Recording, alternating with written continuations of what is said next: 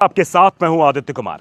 महाराष्ट्र विधानसभा चुनाव में विपक्ष की तरफ से एक नैरेटिव सेट किया जा रहा है कि मोदी महाराष्ट्र के दुश्मन हैं। अगर राज्य में बीजेपी की सरकार आई तो महाराष्ट्र की आर्थिक हालत बेहद खराब हो जाएगी। देश की आर्थिक राजधानी कही जाने वाली मुंबई से तमगा छिन जाएगा और अहमदाबाद को मिल जाएगा। महाराष्ट्र में महाविकास अघाड़ी के नेता चुनाव में जनता से सवाल कर रहे हैं कि आखिर केंद्र की मोदी सरकार और महाराष्ट्र की एनडीए सरकार ने महाराष्ट्र को क्या दिया। बात लेने की हो तो लिस्ट इतनी लंबी है कि किताबें भर जाएंगी। यानी प्रधानमंत्री नरेंद्र मोदी की सरकार ने महाराष्ट्र सिर्फ छीना ही है और इसका सबसे बड़ा नुकसान अब चुनाव में बीजेपी को होता दिखाई दे रहा है। तो आज हम अपनी इस रिपोर्ट में महाराष्ट्र चुनाव को लेकर ही बात करेंगे कि आखिरकार महाराष्ट्र में इस बार क्या होना है। महाराष्ट्र की 288 विधानसभा सीटों के लिए 20 नवंबर को वोटिंग होनी है। 2 गठबंधन, 6 पार्टियां, मुकाबला दिलचस्प है। पहली बार है कि 6 दलों के बीच मुकाबला हो रहा है। 49 सीटों पर शिवसेना की लड़ाई शिवसेना से है। एक तरफ एनडीए गठबंधन में शिंदे की शिवसेना है तो दूसरी तरफ महाविकास अघाड़ी में उद्धव ठाकरे की शिवसेना है। 38 सीटों पर एनसीपी की लड़ाई एनसीपी से है। अजीत पवार महायुति में है यानी एनडीए में है और शरद पवार एमवीए में है। इस लड़ाई के बीच सबसे बड़ा सवाल वोट ट्रांसफर कराने का है। एनडीए में अजीत पवार का सबसे ज्यादा दबाव है। बीजेपी नेता तो खुलकर कहते हैं कि अजीत गुट अपने वोट बीजेपी के नेताओं के हिस्से में ट्रांसफर कराने में कामयाब नहीं हो पा रहे हैं।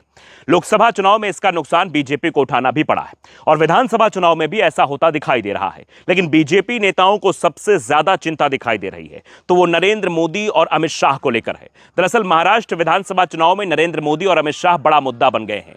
एमवीए के नेता अपनी रैलियों में सवाल कर रहे हैं कि आखिर केंद्र की मोदी सरकार और 2.5 साल के शिंदे सरकार के कार्यकाल में महाराष्ट्र को क्या मिला। सेमी कंडक्टर का प्लांट हो या फिर टाटा एयरबेस का प्लांट या दूसरे बड़े उद्योग जिनको लेकर कहा जा रहा था कि महाराष्ट्र में लगेंगे, जमीन तक तय हो गई थी, समझौता अंतिम चरण में पहुंच गया था। लेकिन अचानक ये खबर आई कि ये उद्योग अब महाराष्ट्र की जगह गुजरात जा रहे हैं। कई बड़े उद्योग महाराष्ट्र से छीन लिए गए हैं और सबसे बड़ी बात, महाराष्ट्र से जो उद्योग छीने गए हैं वो सभी गुजरात गए हैं। ऐसे में अब एमवीए ने इसे बड़ा मुद्दा भी बना दिया है। कहा यह भी जा रहा है कि मोदी और शाह ने शिंदे को सीएम बनाने की कीमत महाराष्ट्र की जनता से वसूली है। शिंदे सीएम पद बचाए रखने के लिए मोदी का हर आदेश मानते रहे और बदले में महाराष्ट्र के उद्योगों को गुजरात भेजते रहे। सिर्फ 2.5 साल में ही शिंदे सरकार ने महाराष्ट्र की आर्थिक तरक्की रोक दी है। अगर 5 साल के लिए फिर मौका दिया गया तो महाराष्ट्र को एनडीए सरकार बीमार प्रदेश बना देगी। जो प्रदेश आज पूरे देश में सबसे ज्यादा रोजगार देने वाला प्रदेश है, वहां पलायन शुरू हो जाएगा। मराठियों को नौकरियों के लिए गुजरात जाना पड़ेगा और एमवीए नेताओं का यह दावा जनता पर असर करता भी दिखाई दे रहा है। यह नैरेटिव जमकर चल रहा है कि महाराष्ट्र से बिजनेस गुजरात जा रहा है। ऐसी बातें बीजेपी के लिए चिंता का सबब बन गई हैं। इससे बीजेपी को अर्बन एरिया में नुकसान का डर सता रहा है।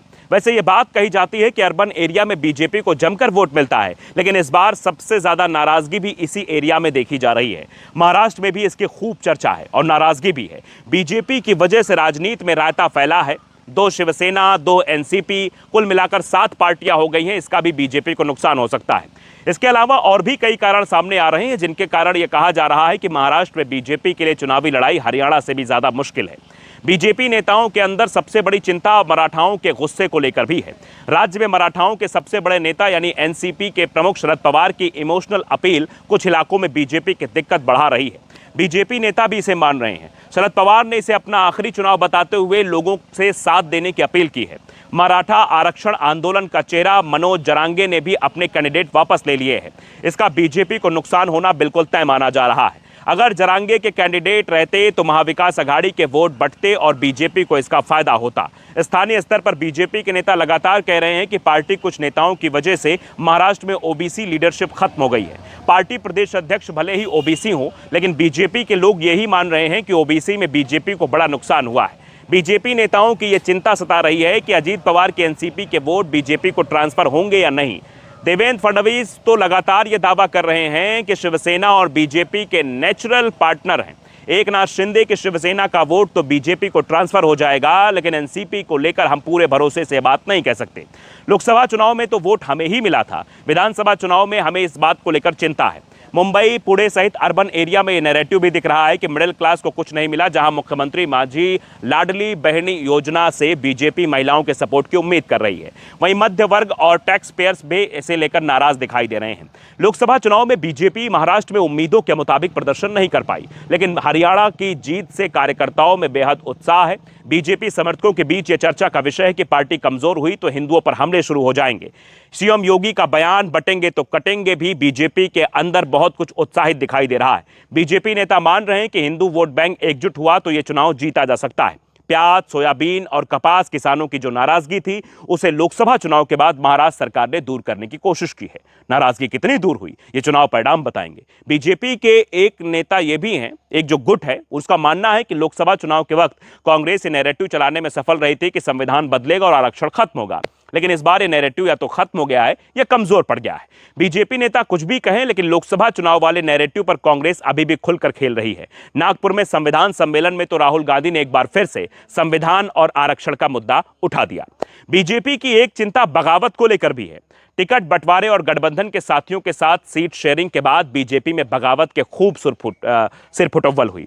कई ने इस्तीफा दिया, कई बिदक गए। इसका असर भी नतीजों पर साफ दिखाई दिया। बीजेपी 148 सीटों पर चुनाव लड़ रही है और यह नैरेटिव बनाने की कोशिश भी कर रही है कि वो वहीं स्थिर सरकार बना सकती है। बीजेपी नेता यह भी कह रहे हैं कि इसका उन्हें फायदा होगा, लेकिन सीएम फेज घोषित नहीं करने का नुकसान भी होगा, क्योंकि पीएम मोदी का चेहरा महाराष्ट्र चुनाव में नहीं चल रहा है। ऐसे में स्थानीय चेहरा आगे रखना था तो वो बीजेपी नहीं कर पा रही है, जिसके चलते वो बेहद मुश्किल में है। वैसे तो महायुति और महाविकास अघाड़ी दोनों ही वोटर्स को लुभाने में जुटे हैं। घोषणा पत्र में लुभावने वादे किए जा रहे हैं। इनके जरिए दोनों गठबंधन उम्मीद कर रहे हैं कि अगली सरकार उनकी ही बनेगी। बीजेपी सबसे ज्यादा 148 सीटों पर चुनाव लड़ रही है। वो मान रही है कि मुख्यमंत्री माझी लाडली बहना योजना उन्हें बड़ा फायदा देगी। जमीन पर भी इसका असर दिख रहा है। महिलाओं के अकाउंट में पैसे आए हैं और अब वो महायुति सरकार के मुख्यमंत्री एकनाथ शिंदे ने इस स्कीम के तहत मिलने वाली राशि को 1500 से बढ़ाकर 2100 करने का ऐलान भी कर दिया है। बीजेपी को उम्मीद है कि इस स्कीम की बदौलत उसे महिलाओं का समर्थन मिलेगा। मध्य प्रदेश में भी इस तरीके की एक स्कीम चली थी, बीजेपी के पक्ष में काम हुआ था और लाडली बहना योजना ने मध्य प्रदेश में भारतीय जनता पार्टी की सरकार बनाने में अहम योगदान भी निभाया था। तो क्या यहां पर भी बीजेपी इस फैक्टर पर काम कर पाएगी? लेकिन जिस तरीके का जो नैरेटिव जो हमने बताया कि यहां पर जो है नेताओं की नाराजगी है और ऊपर से शरद पवार का बयान, जो एक अलग तरीके की दो राजनीतिक पार्टियां जो अपने ही पार्टियों के वोट काटने काम करेंगी, वो सफल हो पाएंगी या नहीं, ये वक्त बताएगा। लेकिन फिलहाल महाराष्ट्र का चुनाव इस बार बेहद दिलचस्प मोड़ में आ गया है।